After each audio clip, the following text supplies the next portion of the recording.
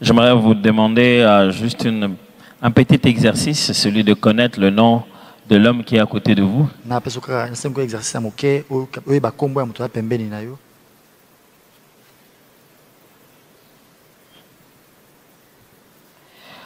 Si vous en avez de deux côtés, donc, à gauche et à droite, essayez de vous renseigner.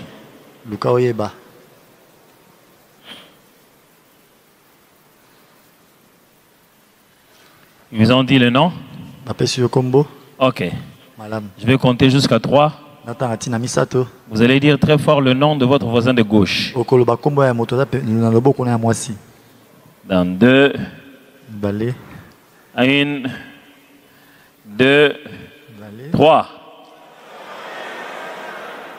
Voisin, est-ce que c'est toi? Le nom là qu'on a cité, c'est toi? Si c'est pas toi, il faut dire maintenant. Alors, on s'est mis ensemble à réfléchir sur cette affaire d'être un homme. Sois un homme. C'est une phrase que David a prononcée quand il était en train de parler à son fils Salomon. En se préparant à simplement devenir le nouveau roi. Il est en train de mourir et c'est Salomon qui l'a choisi pour être son roi. Roi après lui. Il est en train de donner comme un testament paternel. Et on a pris ce mot-là pour s'en servir et rappeler à nous tous nos responsabilités d'hommes. Et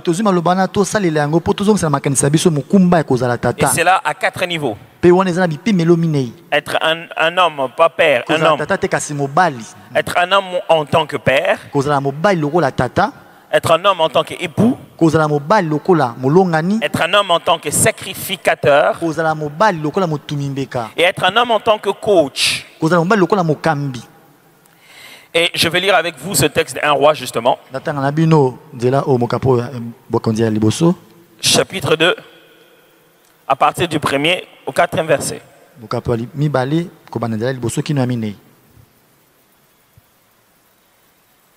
Vous y êtes?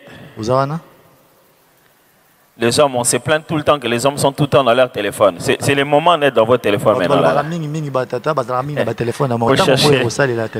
Vous cherchez les textes. Je vais lire. David, à partir du 1er verset. David approchait du moment de sa mort et il donna ses ordres à Salomon, son fils, en disant: je m'en vais par le chemin de toute la terre. Fortifie-toi et sois un homme. Observe les commandements de l'Éternel, ton Dieu, en marchant dans ses voies et en gardant ses lois, ses ordonnances, ses jugements et ses préceptes selon qui est écrit dans la loi de Moïse, afin que tu réussisses dans tout ce que tu feras et partout où tu te tourneras. Ça ne vous rappelle pas quelqu'un qui a déjà dit plus ou moins la même chose? Hein?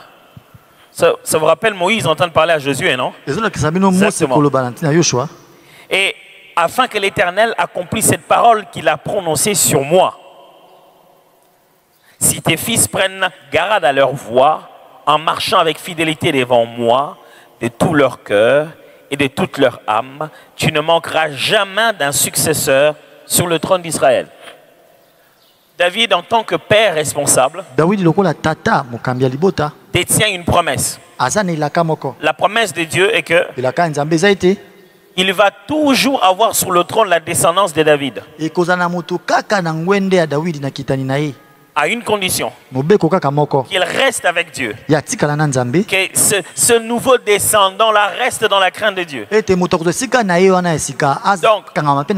le seul moyen pour David de se rassurer que sa descendance va continuer à régner, c'est de prendre conscience que son successeur sait respecter la condition. Mon enfant, tu vas devenir roi. Et ce n'est pas seulement parce parce que tu as mon sang, mais parce qu'il y a aussi une promesse de Dieu sur moi. Ce qui fera toujours que mes enfants restent des rois. Mais le moment venu, pour que toi aussi, tu prennes cet héritage, tu le donnes à l'un de tes enfants. Pour que ça soit transmissible, il faut rester fidèle à l'Éternel. Et c'est ce qu'il est en train d'attirer comme attention ici. Alors il dit, je vais mourir. Quand il dit, je vais aller par le chemin, je m'en vais par le chemin de toute la terre. Ça ne veut pas dire le chemin de toute la terre, c'est un chemin, non. Je vais mourir comme toute chose qui existe sur terre, finit par mourir. Il dit, fortifie-toi. Dans Josué, le mot qui suit, c'est quoi? Fortifie-toi. Justement, c'est exactement le même langage qu'il tient ici. Quand il dit fortifie-toi et sois un homme, il y a trois idées à l'intérieur. Quand il dit sois un homme, il veut dire premièrement, prends courage. Le courage, c'est quoi? C'est la décision d'avancer malgré sa peur. Quand il dit prends courage, il dit dehors ne va pas changer. Toi, change ton attitude pour rencontrer la même réalité. Prends courage veut dire l'ennemi est tout aussi fort qu'il a été quand il t'a battu. Lui n'a pas besoin de force. Toi par contre, change d'attitude dans ta deuxième façon de te battre avec lui maintenant. Prends courage veut dire le Congo n'a pas vraiment changé. Il y a encore des problèmes. On y travaille encore. Les choses ne deviendront pas meilleures pour toi. Les choses, elles sont celles qu'elles sont. Mais toi, change ta façon d'affronter les choses. Prends courage. Ça veut dire, deuxièmement, sois mature. L'idée de la Bible, quand on dit être un homme, veut dire être mature, avoir grandi. Cesse d'être un garçon, deviens un homme. Quelle est la différence entre un garçon et un homme? C'est justement la maturité. Il a grandi. Il a compris des choses. Il dit, mon fils Salomon, ce n'est plus le moment d'être un garçon. Ce n'est plus le moment de réfléchir comme un enfant. Deviens mature. Troisièmement, l'idée qu'il y a là, dans soit un homme, soit un homme, veut aussi dire soit masculin. C'est-à-dire, il y a des rôles dans le désert que Dieu a créé sur la terre. Les femmes font des choses qui font d'elles femmes, qui montrent qu'elles sont femmes. Les hommes font des choses que seuls les hommes peuvent faire. Il dit, mon cher, sois masculin. Ça vous est déjà arrivé d'avoir un enfant, garçon, et tu trouves que vraiment... Moi je me souviens, on a grandi à une génération très difficile. Dès que vous trouvez juste quelqu'un qui est un peu... Il n'est même pas efféminé, il est juste un peu lent. Va souffrir auprès des amis. Tu es comme une fille, toi. Quand j'ai eu mon fils, il a commencé à grandir, à traîner avec ses sœurs. J'avais peur. Peur un jour. Commence à aimer les histoires de filles. Je ne sais pas pour vous, mais moi je me rappelle la fois où on m'a frappé parce que j'avais joué au lioto. Vous connaissez encore le lioto? J'ai joué au lioto avec les filles. C'est-à-dire elles prennent des boîtes de tomates, elles creusent le sol, elles font un peu en feu, elles veulent préparer le foufou en miniature. Alors moi je voulais jouer à ça.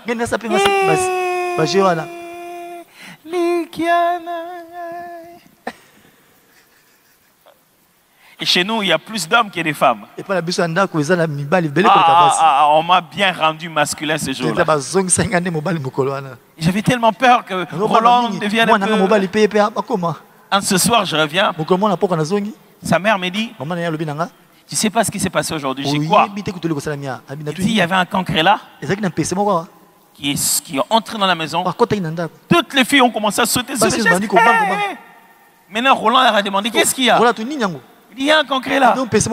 Il est allé, il a vu, il a piétiné. Il dit, c'est fini, non? Il dit, ouais, man, c'est ça, non, mon cher. C'est cela.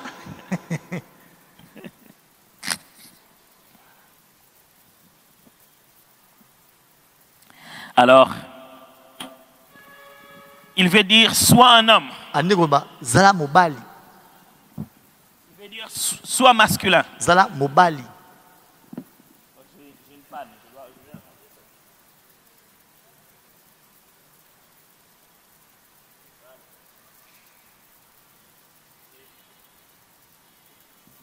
Après qu'il est dans Internet, si ça allait sur Internet, ça ne sera pas pardonné.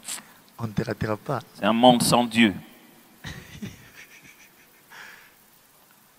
Alors, il veut dire trois choses. Sois mature, sois courageux, sois masculin. C'est fondamentalement ce qu'on essaie de nous dire. Les hommes ont une responsabilité qui n'est que pour les hommes. Les hommes sont obligés d'affronter des choses qui font peur. Tu te souviens la fois où tu avais peur, très peur? Quelle est la première chose qu'on t'a dit? Ah, toi tu es un homme, non? Malheureusement, oui. C'est moi qui n'ai pas mal. Sois un homme veut dire les gens vont te faire peur, mais ne recule pas. Sois un homme veut dire grandis. Ne vis pas avec ton âge physique. Vis avec la maturité intérieure. Un homme ne doit jamais donner son âge. Non, pas dire son âge, me donner l'impression d'avoir l'âge là. On le voit à 25 ans. La maturité de 30 ans, c'est ça un homme. Il a toujours un pas d'avance. Parce qu'il doit diriger. Et ça n'attend pas les jours. Il y a des rois enfants dans la Bible. Vous savez déjà lu ça? Son père est mort, assassiné. Il est le seul fils de la maison. Il est devenu roi à l'âge de 11 ans. On ne nous attendra pas, les frères. Nous sommes des hommes. Et on doit l'accepter. Et ma responsabilité à moi ce soir, dans les minutes qui me restent, c'est de nous montrer et parler avec nous sur notre responsabilité en tant que sacrificateur et coach. Vous y êtes? On peut y aller? Alors, un coach et un sacrificateur. Qu'est-ce que c'est qu'un coach? Un coach, c'est celui qui travaille avec une personne pour atteindre une efficacité accrue dans sa vie. J'aide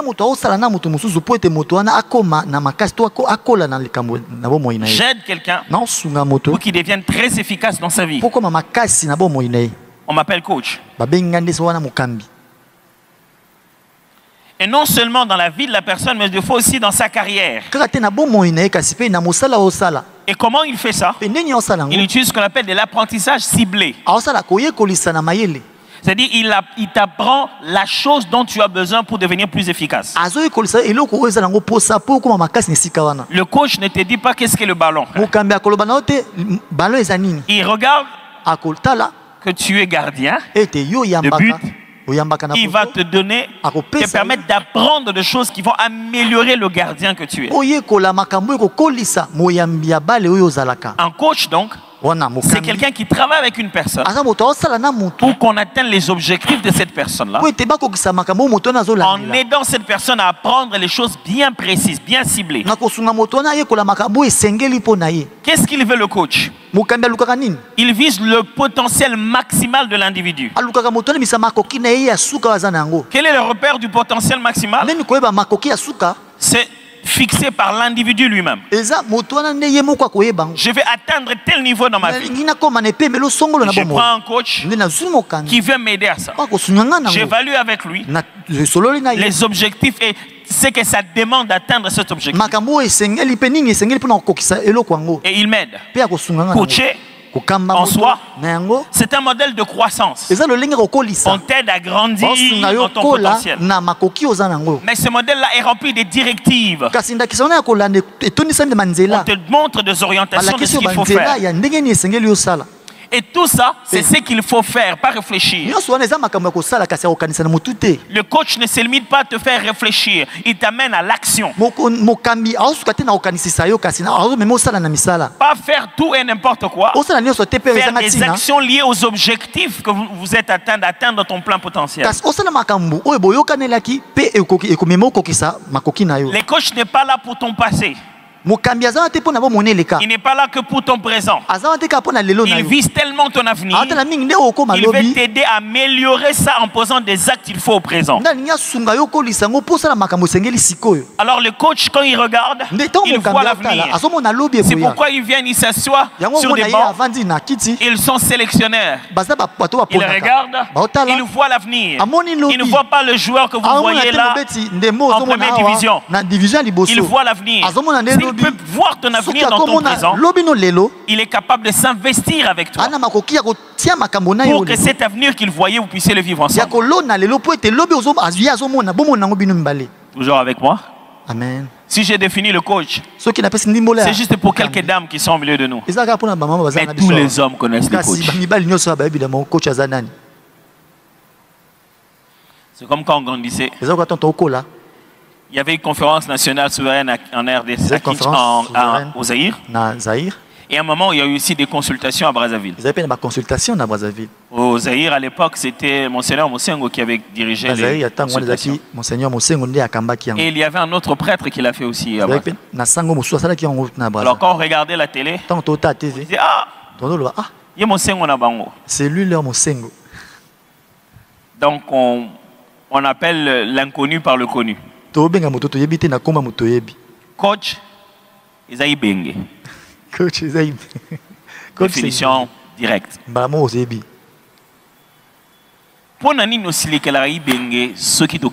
Pourquoi est-ce que tu te fâches contre Ibenge si on perd un match? Mais pourquoi est-ce que tu te fâches contre ton enfant s'il ne réussit pas l'école? Le Ibenge de ton enfant, c'est toi.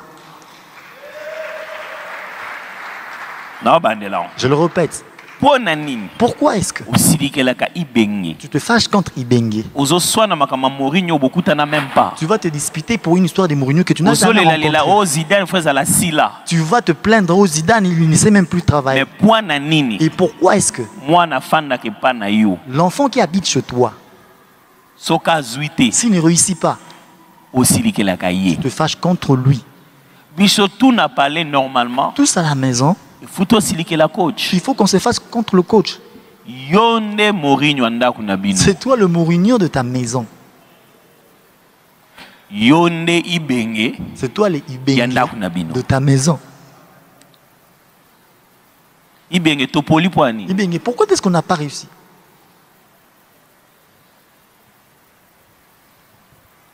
Ces enfants, je leur dis d'étudier. Non. Il ne suffit pas de leur dire d'étudier. Il faut placer des techniques d'apprentissage et de suivi pour les amener à l'action. Mais toi, tu ne fais pas tes devoirs. Assieds-toi ici. Aujourd'hui, tu vas le faire. Si tu t'asseyais toi là-bas régulièrement, il allait commencer à apprendre comment le faire. Ma femme me dit toujours, tu sais chérie, moi j'arrive pas à apprendre les harcèlements. Moi je dis, mais pourquoi tu n'arrives pas à les apprendre? Ils ne comprennent pas. Moi je dis, c'est parce que toi, tu veux qu'ils fassent ce que tu leur dis. Ce n'est pas ça, coach. C'est que tu fasses ce que tu dis. Alors ils vont copier. Ce n'est pas leur dire de faire ce que tu dis, mais ce que tu fasses, ce que tu leur dis, et ils vont copier. Donc, comment brosser les dents? Prends ta brosse. Je prends ma brosse. L'escabeau, tu montes. L'escabeau, Mati. Mais. Je commence à brosser. Je lui demande même pas de brosser. Instinctivement. Lui aussi commence à brosser. Et je change de position. Il se rend compte qu'il doit changer aussi de position. Il a tâtonné comme ça. Il a appris. Après, quand je finis, j'essaie de l'aider. C'est parti. Coach. Coach. L'équipe est en train de perdre.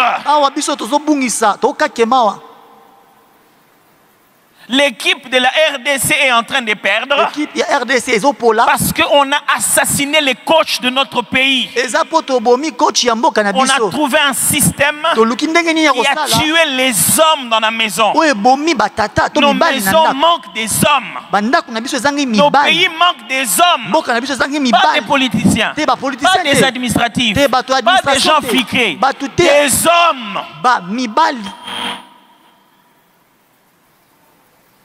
Et quand vous suivez cet enseignement, vous vous rendrez compte qu'il ne suffit pas du genre. Il ne suffit pas qu'on soit né.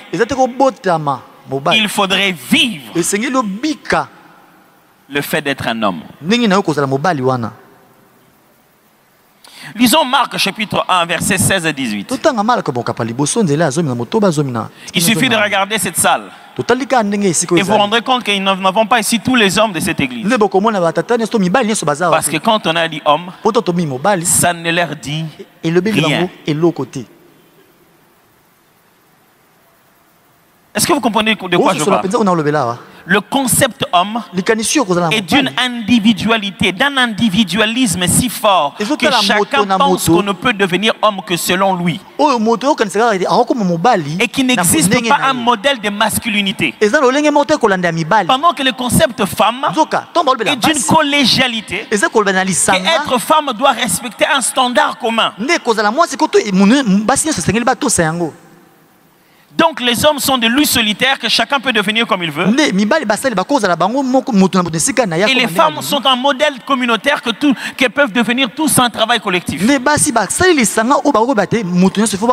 Quelqu'un a tué ça. Ce n'est pas normal. Ce n'est pas normal. Du coup, on fait étudier les garçons et on apprend à vivre à la fille. Donc après avoir tellement étudié, il a eu un travail. Et il a eu un travail. Il s'est même marié. Mais chez lui, il n'y a pas d'homme. Parce que personne ne lui a appris qu'est-ce que c'est qu'un homme. On lui a dit, l'homme étudie. L'homme ne pleure pas. L'homme ramène l'argent. Mais l'homme, il est qui? On doit obéir à l'homme. L'homme doit être fort. On lui a juste dit toutes ces choses. Et il ne sait même pas qu'est-ce que c'est qu'un homme. Je prie Dieu qu'à travers l'église, on réapprenne à l'homme qui est réellement. Mon frère, c'est pas pour rien que le premier être humain était masculin. Et qu'après on devait sortir la femme de l'homme et non pas l'homme de la femme. Il y a quelque chose dans le genre masculin qui est très lié à la responsabilité divine. À son image, à sa ressemblance. L'homme qui a été créé, c'était un masculin. Et la femme est sortie de cette même image-là. Si on tue la masculinité, si on tue l'homme, si on tue l'image de l'homme, on détruit toute une société. La société n'a pas besoin des riches. Elle a besoin des hommes riches. Il faudra commencer par assumer la responsabilité de la masculinité.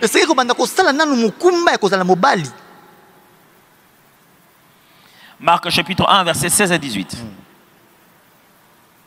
Comme il passait le long de la mer de Galilée, il vit Simon et André, frères de Simon, qui jetaient un filet dans la mer, car ils étaient pêcheurs. Jésus leur dit, « Suivez-moi et je vous ferai pêcheurs d'hommes. » Aussitôt, ils laissèrent leur filet et le suivirent. On raconte l'histoire de comment Jésus a recruté Simon et André. Il passe, il le trouve en train de travailler. Il dit, suivez-moi. Je ferai de vous des pêcheurs d'hommes. Je voudrais nuancer quelque chose. Même si je viens de vous expliquer le coaching, je vais en donner les responsabilités tout à l'heure. La notion du coaching, ce n'est qu'une notion, allez, je vais accepter de dire très séculière. Elle a beaucoup de points communs avec ce que nous appelons le discipulat à l'église, selon le modèle de Jésus. Mais quelle est la petite différence? Quelles sont les petites différences? Mon message va continuer comme ça. Je vais vous faire cette différence et je vais vous donner un peu la description des tâches de l'homme. Le job description de l'homme. Alors je ne vais pas aller par plusieurs chemins. Une bonne description des tâches et fait des verbes d'action. Je vais faire de courtes phrases. Ils sont les verbes d'action qui traduisent la responsabilité de l'homme en sacrificateur et en coach. De sorte qu'en sortant ici, nous sachons tout de suite qu'est-ce qu'il faut faire. Parce que l'heure est à l'action. J'en ai marre de voir les hommes qui manifestent leur masculinité sur le visage de leurs femmes.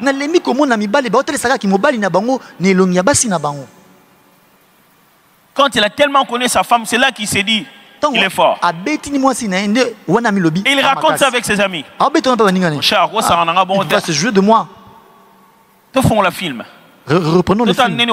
Qui m'a école primaire? Comment est-ce que tu étais en train de fuir à l'école primaire?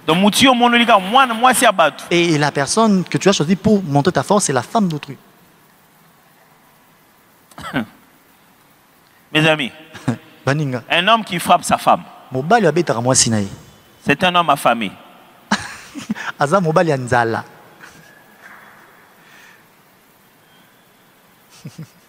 Je vous dis,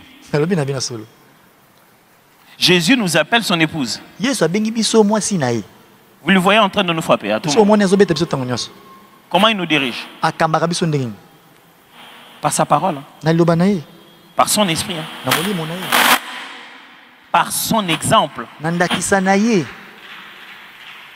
Pasteur Zobara, bon point, toi, elle t'a jamais énervé. Une semaine ou deux. Moi j'ai passé même une en esprit et en vérité.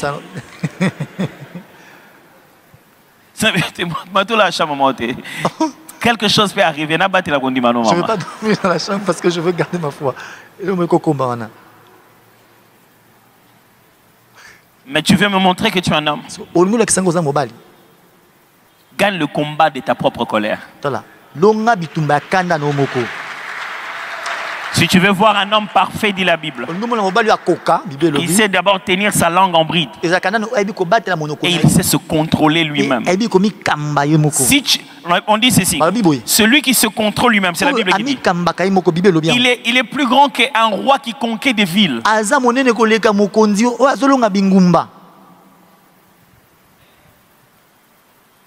Écoutez une petite différence. Le coaching est centré sur l'image de soi. La personne vient te voir et se dit, voilà ce que j'aimerais devenir demain. Coach-moi. Mais la formation des disciples est basée sur la stature de Christ. Je ne te coach pas pour que tu deviennes ce que tu veux devenir en mieux. Mais je travaille avec toi pour que tu deviennes comme Jésus. Mes amis, la famille, la société, les enfants, les collaborateurs, on doit tous les coacher à devenir comme Jésus. 2. Faire des disciples exige la fidélité à la personne de Jésus. Mais le coaching exige la fidélité à un processus. Le coach te dit, sois fidèle à ce qu'on s'était dit, on doit le faire comme ça. Si tu le fais comme ça, ça réussira. Mais quand on est en train de faire des disciples, on dit, il faut respecter la parole de Dieu. Fais-les comme Jésus et alors tu réussiras. 3. Le coaching suppose que vous êtes expert de vous-même. C'est-à-dire, on sous-entend que tu te connais très bien. C'est pourquoi tu es venu, tu dis, je me sens pas très bien, j'ai des douleurs au dos, tout ça là, je me sens lourd, je veux quand même que vous puissiez me coacher au sport, je vais baisser un peu le poids. Il lui vient te voir la première fois. Si tu lui dis que tu n'étais pas comme ça, il doit te croire. Tu es expert de toi-même. Si tu lui dis que tu as mal à l'estomac, il doit te croire. Tu es expert de toi-même. Ça c'est le coaching. Il te considère que tu es expert de toi-même. Et il va t'aider par rapport à ton expertise de soi. Mais la formation de disciples suppose que vous avez des choses à apprendre sur vous, venant de Dieu et des aînés. Quand on forme quelqu'un pour devenir disciple, ça suppose qu'il doit avoir l'humilité de savoir qu'il ne se connaît pas à 100%. Et que Dieu doit mieux lui permettre de savoir qui il est. Et que les aînés avant lui peuvent l'aider à se découvrir. Je vous ai perdu? Ça va? Réunion des hommes. Je comprends que ce silence veut dire que vous êtes concentré. Normalement.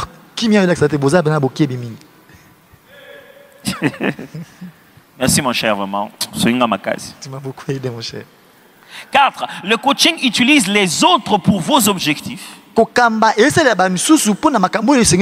la formation des disciples vous met au service des autres. Quand on réfléchit dans le coaching comme on réfléchit au monde, tu as tes objectifs et tout ce qui est autour de toi, c'est pour t'aider à les atteindre. Mais quand on te forme dans l'idée de te rendre disciple de Jésus, c'est que Christ a des buts pour toi et il veut que tu puisses servir les autres. Vous avez vu cette petite nuance? Écoutez-moi, vous échouerez l'éducation de vos enfants si vous voulez qu'ils deviennent comme vous. Mais quand vous commencez à les rendre comme Jésus, ils seront le meilleur d'eux-mêmes.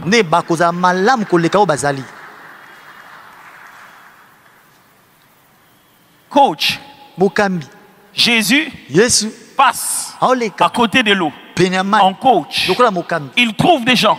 Leur objectif, pêcher des poissons. Et il les dit, mes amis, suivez-moi. Je vais vous coacher. Résultat, ça ne sera plus de poissons. Après, ce sont des hommes que vous allez commencer à gagner.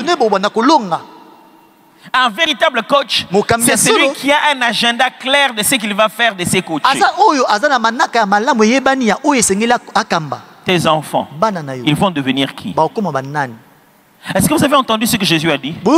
Il a dit, je ne vous sortirai pas de vos domaines aimés. Je vous changerai la motivation. Vous serez toujours pécheurs.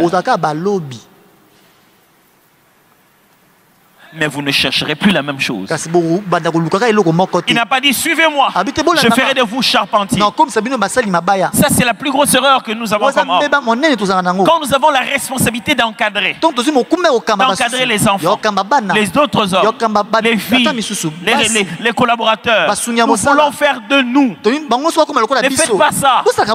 Aidez-leur à devenir juste ce qu'ils sont, mais devenir les pécheurs d'hommes qui commencent à servir Dieu, non plus leur ventre. Oh, vous n'aviez pas bien compris. Jésus les a trouvés servir leur ventre, servir la survie de la famille. Il leur a dit, je vais vous donner un autre travail. Au lieu de travailler pour votre ventre, vous allez commencer à travailler pour Dieu. Au lieu d'exister pour votre lendemain, vous allez commencer à exister pour l'éternité. Quiconque pêche des hommes mangera toujours de poissons. Alléluia.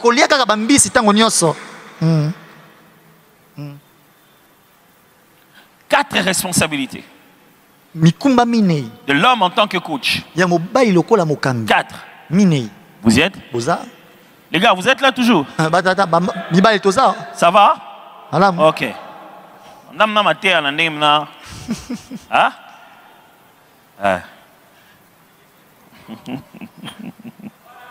Amen, amen mon frère. Amen. Ça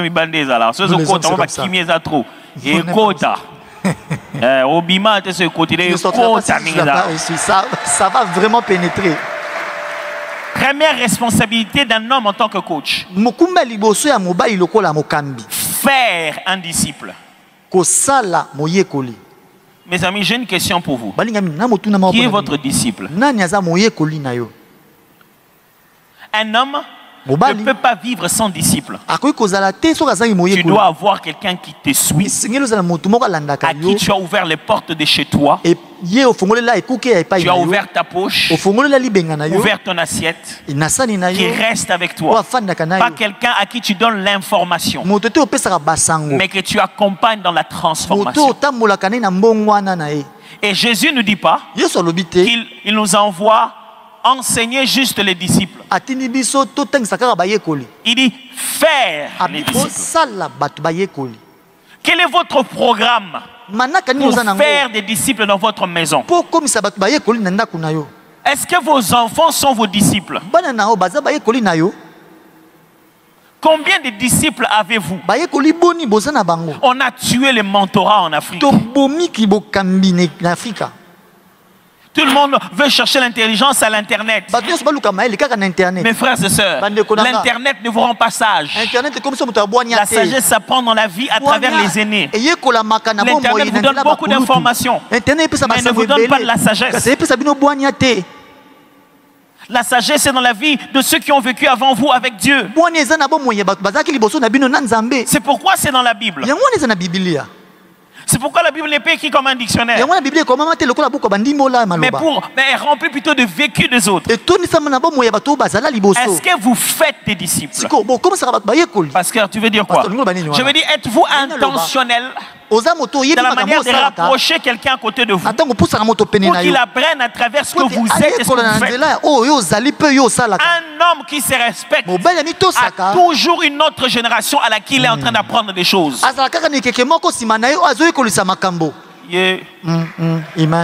Baby.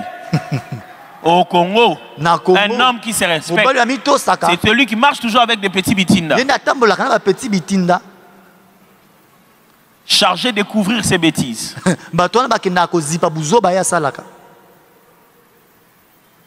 Quand il entre, dit, donne-moi ça, dit, c'est moi l'homme ici. Non, un homme, c'est celui qui, quand on le voit dans ses relations avec les gens, il est pédagogique. Chaque occasion de la vie est une opportunité pour apprendre quelque chose. C'est ça l'école de la sagesse. Lorsque les hommes ne font plus de disciples, une nation est en train de mourir. C'est que nos enfants ne reçoivent pas l'éducation de nous. Ils reçoivent de la télé. Je vous dis quelque chose qui va vous choquer. Puisque nous avons tellement bombardé nos enfants des télés internationaux, les télés internationales, ils regardent à l'extérieur. Nous sommes en train de tuer même nos produits de consommation locale. Un enfant ne se réveille pas un matin. Il dit,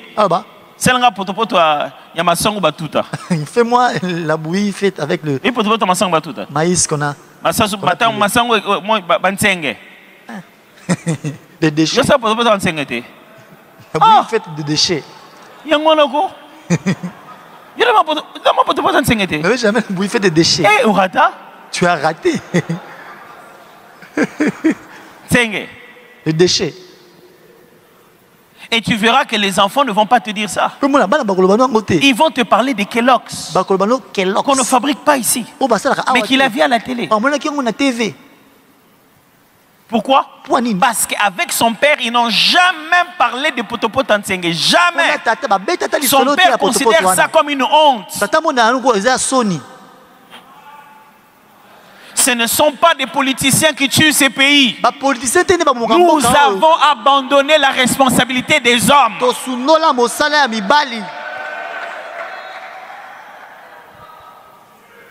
Nous avons eu une génération de parents trop occupés à faire des enfants qui n'en ont pas fait des hommes.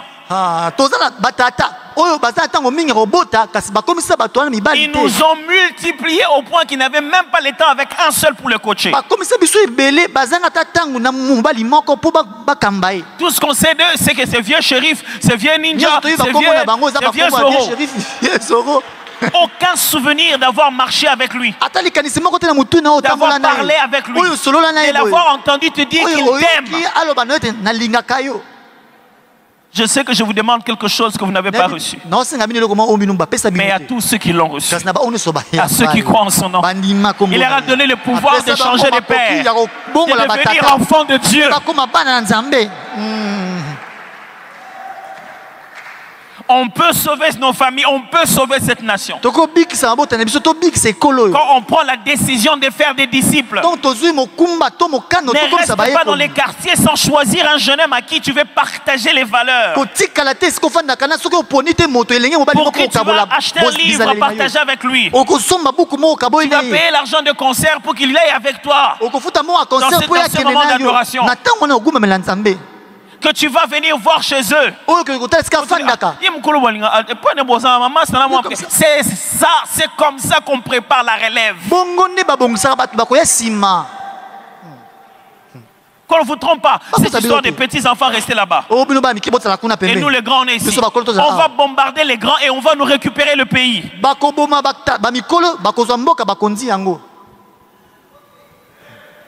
Vous prenez tout le monde, vous mettez dans un coin. Et les petits n'ont pas entendu le secret pour protéger la famille, protéger la nation, protéger nos biens.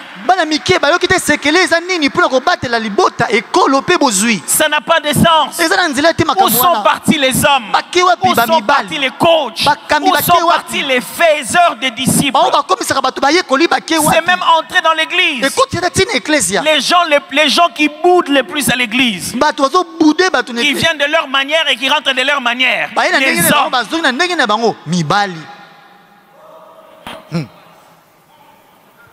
Il est entré là assis.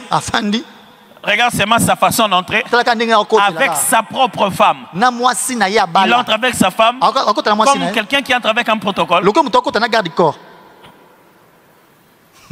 Et elle vient derrière. Pourquoi? Et on s'assoit. Dès qu'on n'a même pas fini, le pasteur à peine dit Amen. Il a fait la prière. Il touche sa femme. Pourquoi? Pourquoi tu es parti avant? Tu fuis qui? Personne. Mais pour te sentir à l'aise, que tu es concentré, que tu es venu pour les choses de Dieu, tu ne veux pas te déranger dans le monde. Tu pars dès qu'on finit la prédication. D'ailleurs, tu t'en encourages. Tu te dis, moi je pars dès qu'on a fini. Donc Dieu a mal fait de t'avoir fait toi, et Dieu ne crée rien qui ne soit pas capable de se multiplier. Si tu perds ton pouvoir de multiplication, tu perds ton droit d'existence. Okay, you didn't get that one. Let me go back. Quand Dieu crée, il met dans chaque chose qu'il crée le pouvoir de se multiplier. Quand cet arbre ne donne pas son fruit, Jésus donne la parabole. Il dit coupez-le. Mais le maître de la vigne, le serviteur vient lui dire, donne-lui encore une dernière chance. On creuse encore. Qu'on mette encore un peu de foi. Qu'on lui donne une seconde chance. Mes amis les hommes, nous sommes en plein milieu de notre seconde chance. Toi, tu produis qui? Tu es quel arbre? Tu produis qui? Montre-moi qui tu as produit. Je ne parle pas des enfants, je ne parle pas des bébés, je parle des êtres humains. Ils ne sont peut-être pas tes frères, tes soeurs, qui ne parlent même pas la même langue que toi. Ils ne sont même pas des hommes peut-être, mais qui ont reçu l'ADN de ton caractère en Christ. Combien de frères et de sœurs qui viennent dans cette église te ressentent comme leur père dans la foi? C'est toi qui les as menés à Jésus. C'est toi qui les as encadrés à Métamorphose. C'est toi qui as prié pour leur enfant quand il était né. Où sont partis les faiseurs des disciples? Je sais que je vous demande quelque chose que vous n'avez pas appris.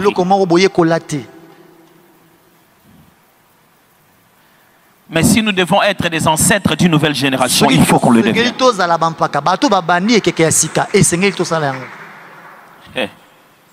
Deux, baptiser au même moment. J'ai juste en train de vous lire l'ordre suprême. Hein? Allez, faites de toutes les nations des disciples, les baptisants.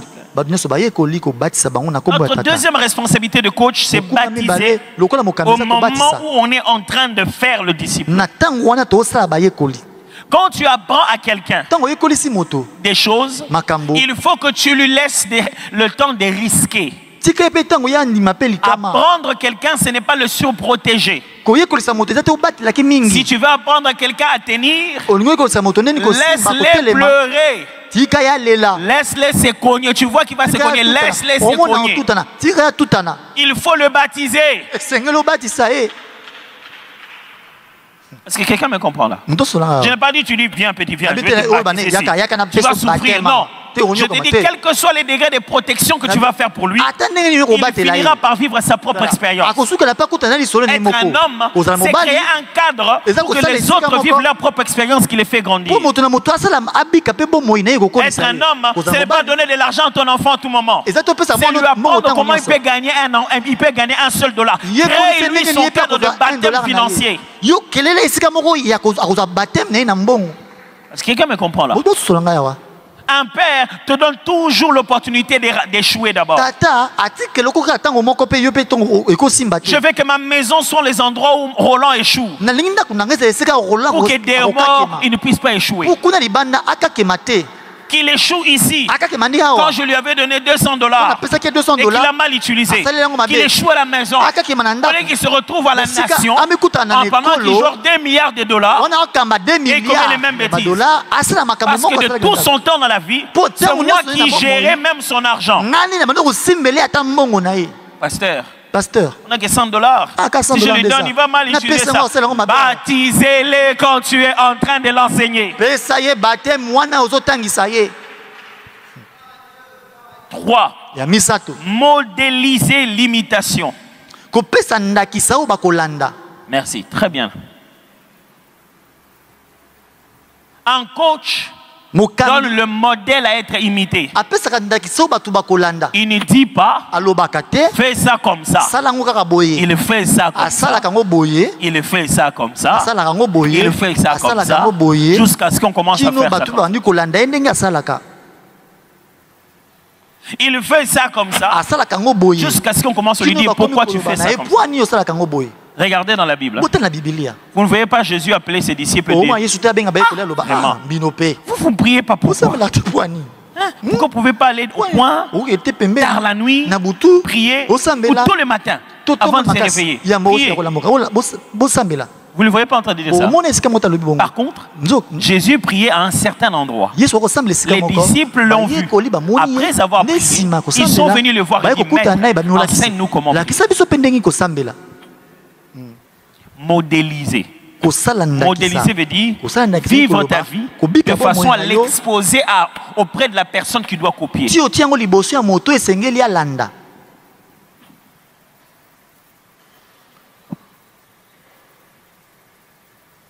Modéliser.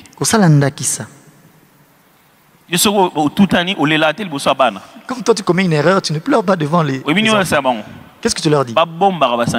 Il faut garder vos sentiments. Il y a une chose qui le fait pleurer, il ne saura pas. Parce qu'à la maison, on ne sait que cacher nos douleurs.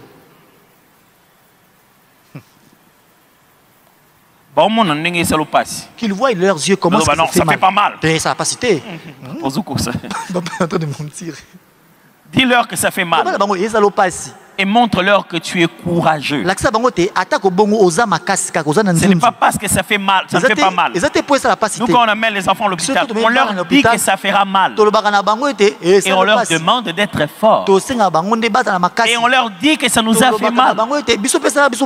La vie, on nous fera beaucoup mal. Préparez-leur à résister à ce mal, que leur faire croire que ça ne fait pas mal. Est-ce que vous avez modélisé la prière?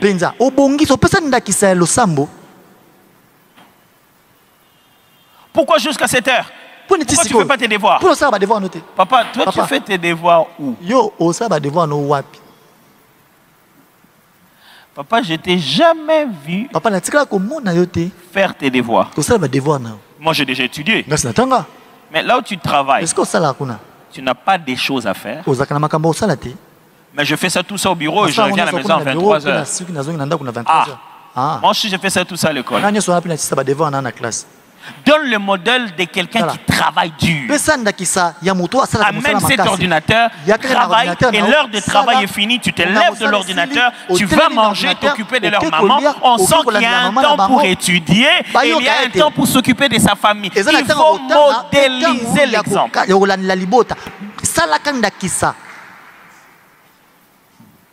Quand on modélise, on ne cache pas. On expose. Fais-le de sorte qu'ils voient. Papa, toi si tu donnes les offrandes,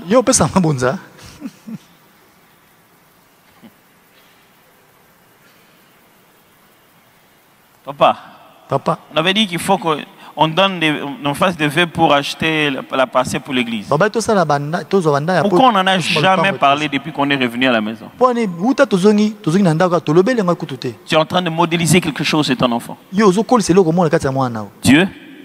est une affaire si individuelle, si religieuse, qu'elle n'a pas de place dans notre famille. Or, on insiste ici. Cultiver la vie de Christ. Ramener Jésus à la maison. Modèle. Notre pays est rempli de mauvais modèles. Mais j'ai une bonne nouvelle. Au milieu des mauvais, il y a aussi des bons. Vous n'êtes pas obligé de copier que les mauvais. Fixez-vous sur les bons, même s'il y en a que 4. Concentrez-vous aux 4 bons. Et vous savez, très souvent, les mauvais aiment vous faire croire qu'ils sont plus nombreux. Or, Dieu garde toujours des bons qui n'ont pas fléchi les genoux devant Baal. Enfin, je ne sais pas parler de sacrificateur, peut-être la prochaine fois. Le coach. Demain pendant le talk. Okay, great, we're going to talk about it. Dernière responsabilité de coach. C'est équiper à la maturité.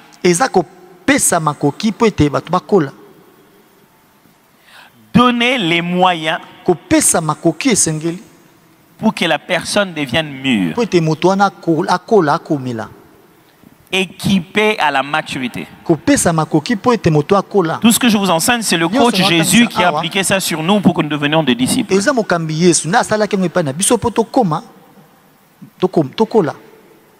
Donner les moyens.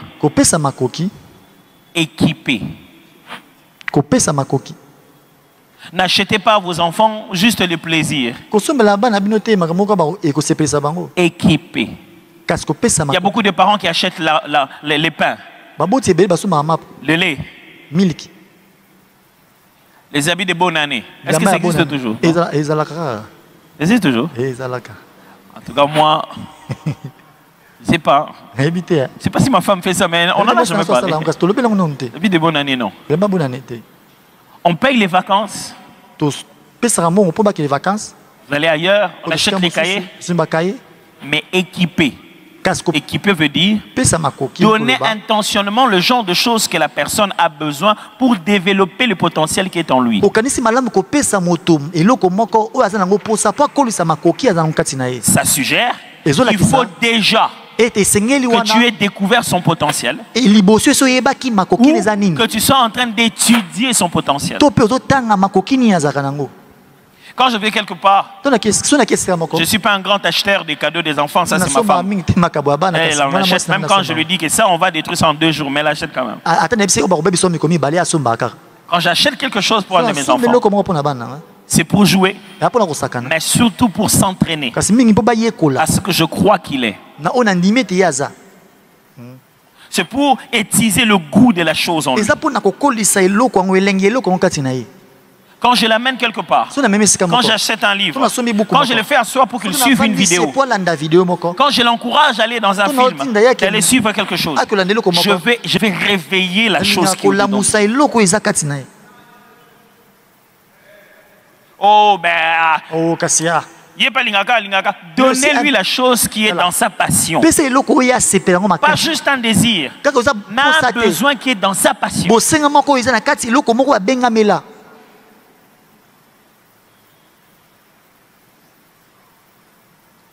Mais bon, lui veut les ballons et les foufous. Si on lui donne le ballon, comment on va manger? On est vraiment sûr que ce sont même nos ballons. Si tu achètes pour un enfant, il ne va plus manger toute sa vie. Et qu'est-ce qu'il mange d'ailleurs? Essaie de voir si qu'est-ce qu'il mange en fait? Le petit fou que vous mettez pour lui, il ne finit même pas ça. Aujourd'hui, aime seulement le ketchup et le mayonnaise. Ne dis pas que tu travailles pour eux. Parce que dans la maison, ceux qui mangent beaucoup, ce n'est pas seulement eux. Tu ne dois pas acheter parce qu'eux ne vont pas manger. Mon cher, sois sincère.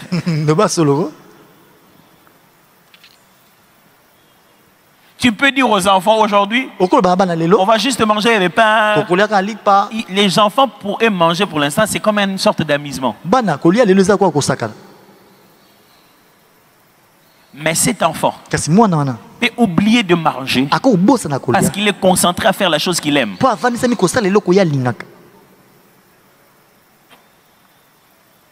Être un coach, c'est donner à quelqu'un. Payer les prix, donner à quelqu'un. Tu sais que quand j'ai acheté ça, je viens, je lui donne. C'est directement lié au genre de choses qu'il aime. Et ça vous change. Pasteur Olivier va peut-être venir, je ne sais pas, mais on va passer un petit moment de questions. Normalement, nous avons quelques minutes de questions maintenant, 19 à peu près. Je ne sais pas comment on a prévu le micro, mais c'est le temps pour moi d'écouter vos questions s'il y en a, au sujet de ce qu'on a parlé aujourd'hui.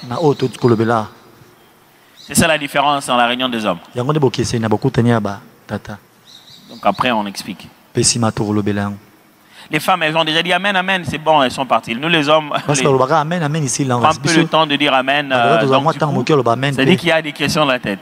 Alors, on prend le temps de répondre. Des questions, des nuances, de préoccupations.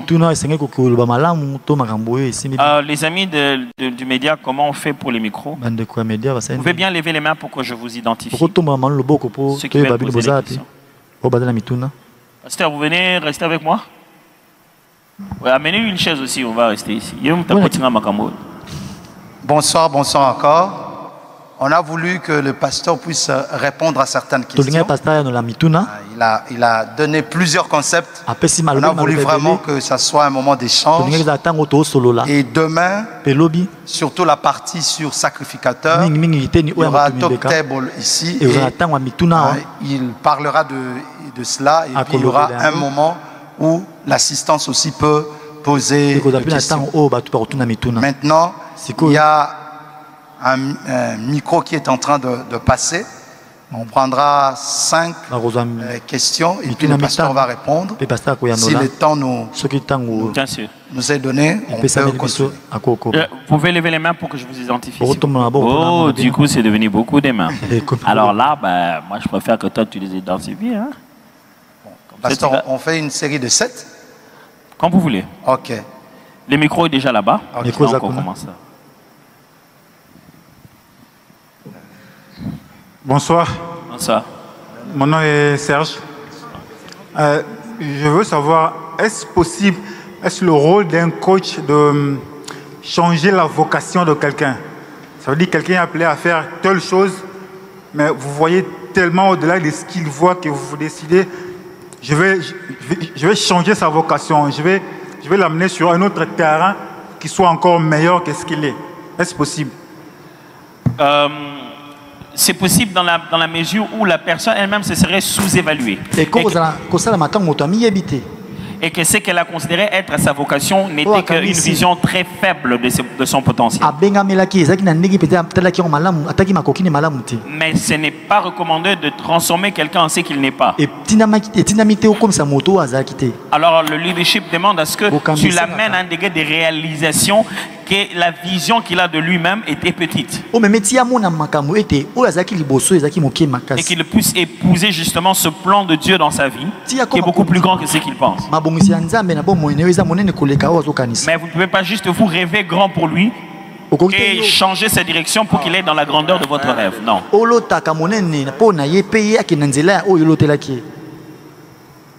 Oui. Deuxième question. On fait une série de 5. Parce que si le pasteur... Ok, donc levez les mains ici, s'il vous plaît. Donc il en reste une, deux, trois. Vous pouvez venir ici directement au micro. Comme ça. Les 4 là, comme ça on fait 5. Ils sont 4, donc on fait 5. Les autres, vous pouvez lever les mains. Ok, cette fois-ci, il faut qu'on mélange aussi avec ceux qui sont derrière. Il faudrait qu'on en prenne aussi 5. Oui. Bonsoir, je suis le frère Riguin Louvandé. Ma question est la suivante. Comment devenir un modèle ou bien un coach dans une famille lorsqu'on est issu d'une famille où on n'a pas eu de modèle à copier? Ok, merci. Deuxième personne, comme ça j'écris. Okay. Je ne sais pas si on va bonsoir. Bonsoir. Moi, c'est les frères Olivier. J'ai 2 petites questions. La première, quelle différence y a-t-il entre coaching et mentoring? La deuxième, c'est, par exemple, comment on choisit un coach que tu ne connais pas, tu l'apprécies de loin. Comment on fait pour se connecter et commencer ce qu'on appelle le coaching, quoi. Merci. Bonsoir, pasteur. Moi, ma question est celle de savoir quelle est la différence qui existe entre un coach qui vient vers nous et un coach que nous suivons. La nuance, c'est surtout à quel niveau?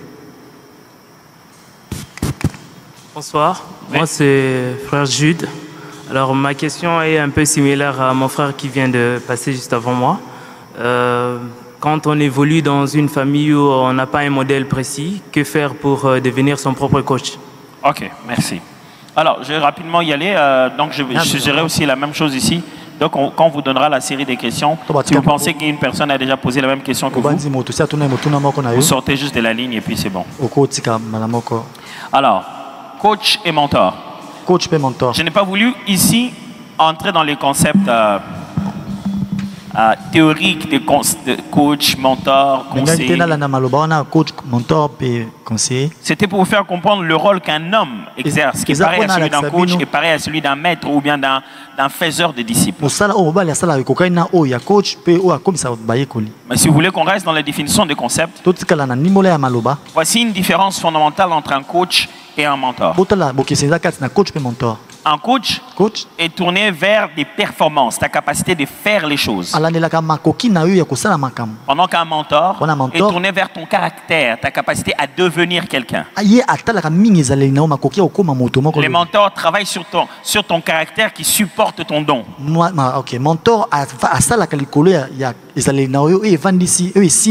Pendant que le coach travaille sur le développement de ce don-là, de cette capacité pour qu'il atteigne son maximum. Donc, un coach te donne beaucoup plus d'ordres et de directives pour exécuter. Pendant qu'un mentor te donne des conseils que tu peux ou ne pas prendre. Alors, j'ai cette chaise bien. Désolé. Alors, il y a beaucoup d'éléments de différence. Hein, mais il y a aussi beaucoup de points communs en fait. Mais ça peut vous aider déjà fondamentalement. Quand on va au coaching, on va dans la performance, dans ce que l'on fait. Quand on va dans le mentorat, on va dans le caractère, dans ce que l'on doit devenir. Quoique dans le mentorat, il y a un peu de coaching, et que dans le coaching, il y a un peu de mentorat, mais les objectifs sont différents. Alors, devenir coach dans une famille, on n'a pas eu de modèle. Je n'ai pas cessé de le dire pendant mon intervention. Christ nous donne un modèle dont on a besoin. Ne lisez pas la Bible pour retenir les versets, mes frères. La Bible est remplie de sagesse. Et je l'ai dit, il n'y a pas que la Bible, il y a des aînés. Vous êtes nés d'une nouvelle famille. Est-ce que vous acceptez ça? Ça, c'est important. Vous êtes nés d'une nouvelle famille. Si vous n'avez pas eu un père modèle, c'est votre responsable. Moi, ce que je suis, je ne dois pas tout à mon père Alexandre. Je le dois à tous mes mentors aussi. Je suis petit d'une longue, grande famille. Mon père n'a pas nécessairement le temps d'avoir une relation si spéciale avec moi. On a commencé à devenir comme ça quand j'ai grandi. Ce que j'ai l'ai appris de Edim Pierre Mardoché. Il a déjà prêché ici. Je l'ai appris de Alain Moloto. Je l'ai appris de Roland Dalloulouata. Donc, ce n'est pas parce que tu n'as pas eu de modèle à la maison qu'en Christ il n'y a pas de modèle. Pas seulement en Christ. Une fois au milieu du travail. On dit ici dans la sagesse africaine, un enfant intelligent écoute les conseils quand les parents des voisins parlent à leurs enfants. Donc tu peux le devenir. La Bible dit, toute écriture est inspirée de Dieu. Utile pour enseigner, instruire, corriger. La Bible ne donne pas que des informations. Elle ne donne pas que de la sagesse. Elle donne des instructions claires. Commence à lire les Écritures. Inspire-toi d'autres exemples que ceux de papa et maman. Des bons exemples familiaux. Moi, j'ai appris beaucoup de choses que je ne connaissais pas chez nous. Vous allez dans une fête comme ça, on mange des nourritures que vous n'avez jamais mangées. Nous, en grandissant, c'est notre père qui mangeait sur la table avec le fourchette. Nous tous, on mangeait à même le sol, à la main. Donc je ne savais pas vraiment comment manger. Jusqu'à ce qu'à l'école, j'ai étudié à Saint-Théophile aussi. On a organisé des cours pour vous apprendre comment utiliser les fourchettes. Mais ce qu'aucun n'a mis ça, tu vas sur la table, la fourchette est belée, de fourchettes. Comme tu te demandes, ça c'est pourquoi? Simple. Pété. On attend toujours. Tu te précipites pas aux yeux. Gelé caca. Tu attends d'abord. Alléluia, amen. Tu finis de prier et avant de manger, tu es soulagé. Tu demandes où est-ce qu'ils sont soulagés. Parce que quand tu vas rentrer, eux ils seront en train de manger. Et tu seras en train de copier ce qu'ils font. Et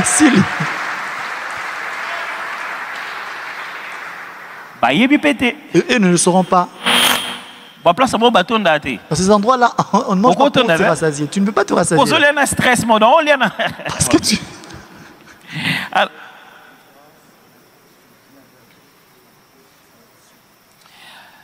Différence entre un coach qui vient vers vous et un coach que vous suivez. La simple différence, c'est que qui a vu l'autre avant? Le coach t'a vu, te propose de te coacher. La différence à ce moment-là, c'est toi qui les sélectionnes. C'est toi qui es capable de dire oui ou non. Tu t'engages près de lui. Même si en lui tu n'as pas encore vu l'exemple. C'est ça la difficulté. Il est possible que lui veut te coacher, mais tu n'as pas eu suffisamment d'opportunités pour voir s'il est compétent pour toi. Être coaché par quelqu'un en qui tu ne crois pas, ça ne donnera pas un bon résultat. Si même tout ce qu'il est en train de faire, ça ne marchera pas. Passez votre temps. Et plutôt quand c'est vous qui vous sentez vraiment éliminé quand vous voyez cette personne, vous êtes tellement heureux. Ça joue au degré de la motivation. Mais l'autre a posé aussi la question sur quand on rencontre un coach, comment on introduit cette conversation, comment on approche un coach pour commencer. Vous pouvez vous faire coacher sans nécessairement dire au coach que tu es mon coach.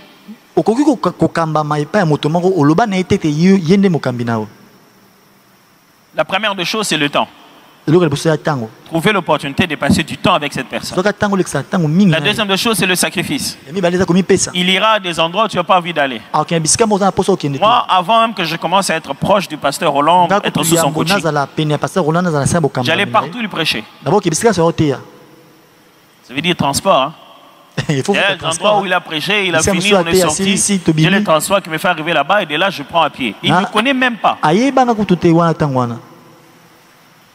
C'est pas qu'on s'est assis pour que je dise, voilà,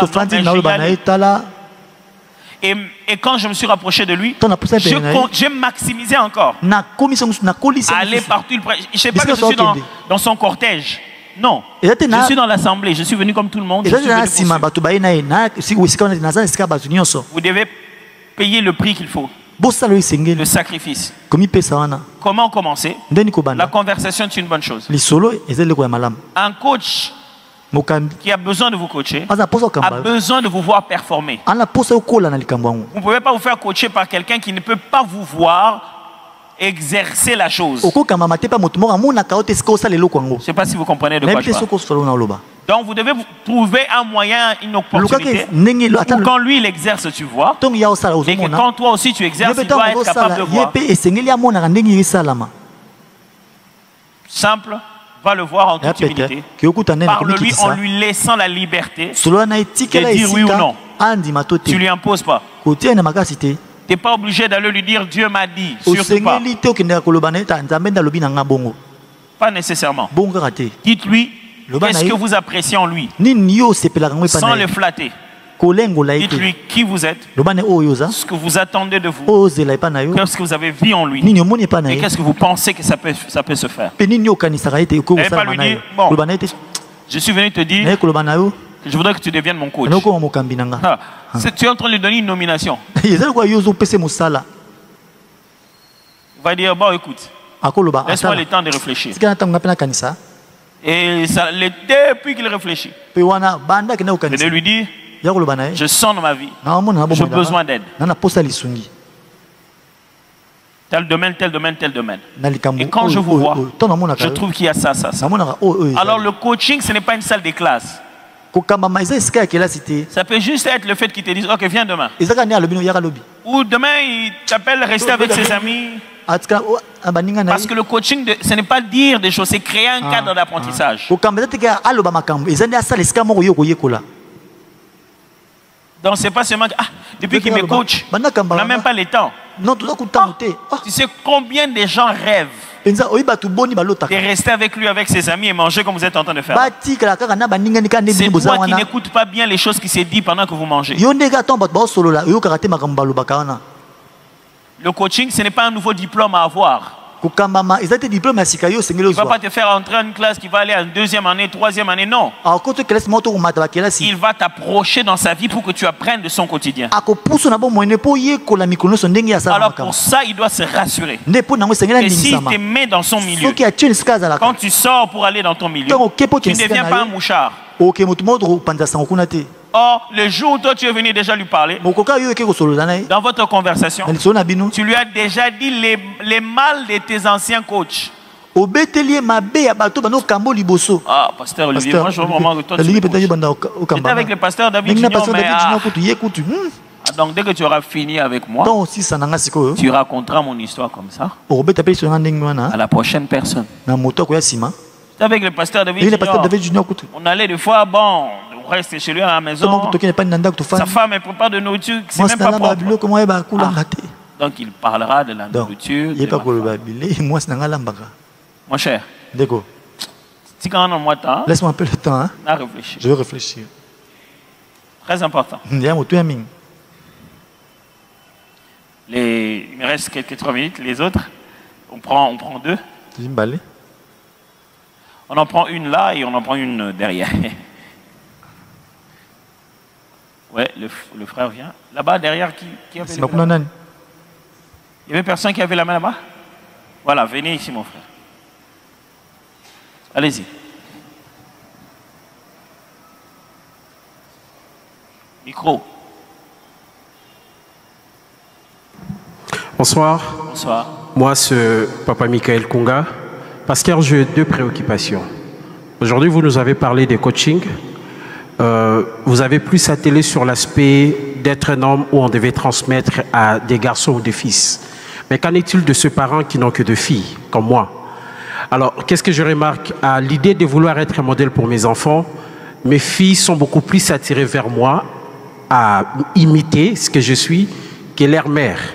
Et du coup, parfois, ça devient comme une guerre. C'est-à-dire à la maison, l'enfant veut faire comme il voit papa faire, mais pas comme il voit maman.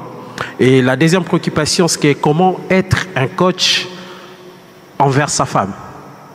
Voilà. Très bonne idée. Ça, c'est un long cours. Bonsoir, c'est Andy.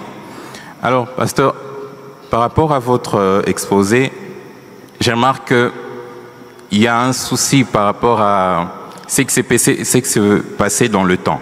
Dans le temps, on parlait de l'initiation des hommes. On prépare l'homme pour qu'il soit réellement un homme capable de prendre en charge sa famille, et ainsi de suite. Mais avec le temps, on a comme l'impression qu'on a shifté cela.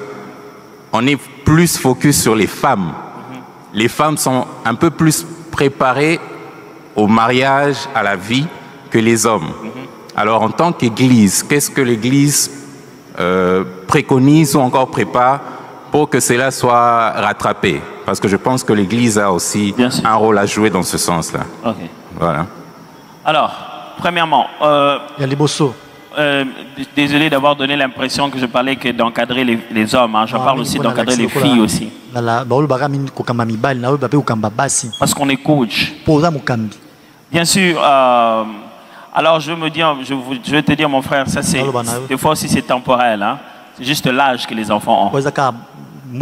Attends qu'ils deviennent des ados, ils ne vont pas vouloir devenir comme ça. Quand ils commencent à devenir des pré-ados, ils vont se maquiller. Ce n'est pas toi qui t'es maquillé. Alors c'est peut-être que le trait de personnalité que tu as vis-à-vis de ta femme, peut-être qu'elle est un peu plus réservée, que toi tu es un peu plus actif. Alors à cet âge-là, les enfants ont besoin de dépenser de l'énergie. Ils vont avec celui qui dépense l'énergie. Bien sûr, qu'ils vont imiter en toi. Rassure-toi qu'ils n'imitent pas que ce que tu fais. Mais pourquoi tu le fais? La motivation. Clarifie chaque fois les motivations pour que même quand ils sont dans un contexte totalement féminin, ils sachent le faire aussi. Les questions en ligne à répondre demain. Ok, les amis m'ont posé des questions en ligne. Donc on a déjà toutes les minutes qui sont parties, mais je vais commencer par ça demain. Et on va aussi interagir, on aura l'espace de réponses des questions en ligne demain. Les amis du média, si vous pouvez trouver un moyen de nous connecter pour qu'on le voit direct ou bien de nous renvoyer chaque fois les éléments. Alors, comment coacher sa femme, mon cher? Ça, il faut venir aux prochaines sessions. C'est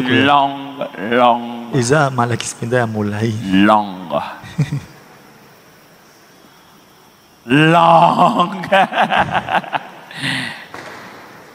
Alors, mais c'est intéressant de voir.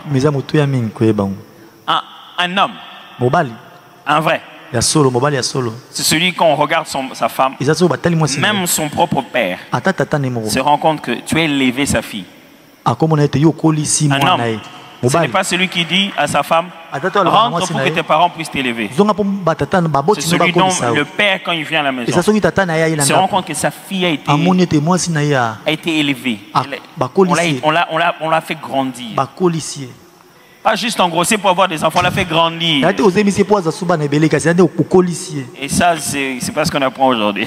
Nous-mêmes, d'abord, les femmes, c'est déjà beaucoup de problèmes. Alors, le tout dernier, qu'est-ce que l'Église prépare pour cela?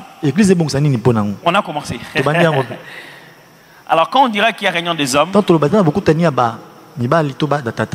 viens.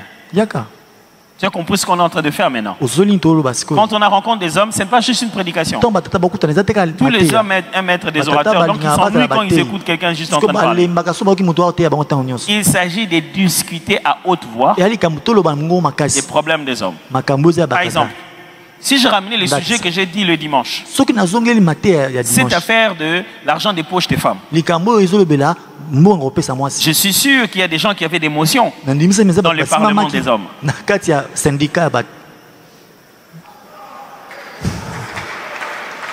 N'est-ce pas? Il y avait des motions. Mais c'est ici qu'on en parle. On comprenne ensemble que le principe biblique est attaché.